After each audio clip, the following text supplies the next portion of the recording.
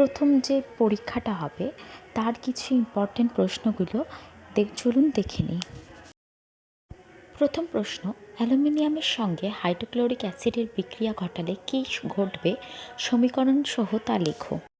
এর উত্তর হলো অ্যালুমিনিয়ামের সঙ্গে হাইড্রোক্লোরিক অ্যাসিডের বিক্রিয়াতে অ্যালুমিনিয়াম ক্লোরাইড ও হাইড্রোজেন গ্যাস তৈরি হয়।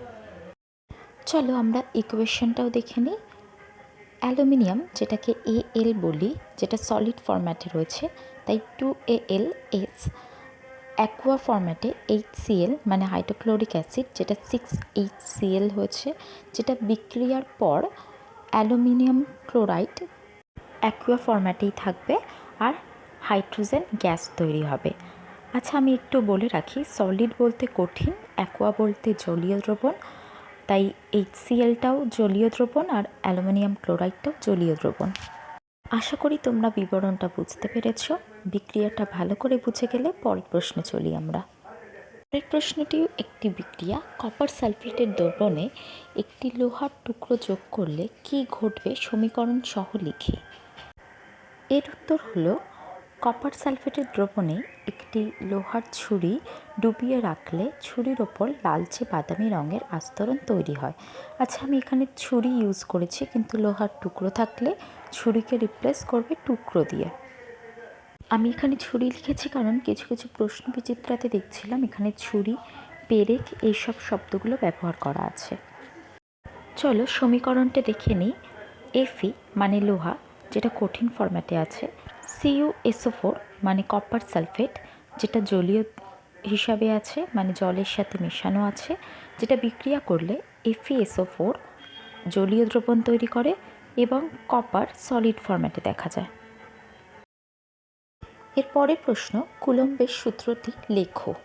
এই প্রশ্নের উত্তরটি হলো, দুটি বিন্দু আধানের মধ্যে ক্রিয়াশীল তড়িৎ আকর্ষণ বা বিকর্ষণ বলের মান আধান দুটির কেন্দ্র সংযোজক রেখা বরাবর ক্রিয়া করে।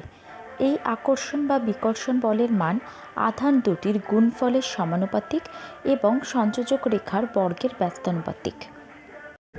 পরের পাতাটা একটু খেয়াল করো, দেখো আধান দুটিকে Q1 আর Q2 দেখিয়েছি এবং আকর্ষণ বলকে যদি আমি F অথবা বিকর্ষণ বলকে যদি আমরা F ব্যবহার করি, তাহলে তাদের মধ্যবর্তী দূরত্ব R ধরলে F = K × Q1 × Q2/R² হবে।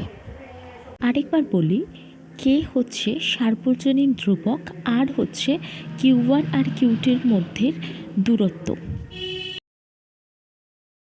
এবার আমরা পরের প্রশ্নে চলে যাই। কুলম্বের সূত্রে ব্যবহৃত K এর মান কোন কোন বিষয়ের উপর নির্ভর করে? চলো এর উত্তরটা জেনে যাই। K এর মান তড়িতাহিত দুটি বস্তুর পারিপার্শ্বিক মাধ্যম এবং একক পদ্ধতির ওপর নির্ভরশীল। পরবর্তী প্রশ্ন, কুলম্বের সূত্রে তড়িৎ আধান দুটিকে বিন্দু হিসাবে ধরা হয় কেন? এর উত্তরটাও জেনে নিই। সরলরেখা যেহেতু দুটি বিন্দুকে সংযোগ করে গঠিত হয়, তাই কুলম্বের সূত্রে আধান দুটিকে বিন্দু হিসাবে ধরা হয়েছে।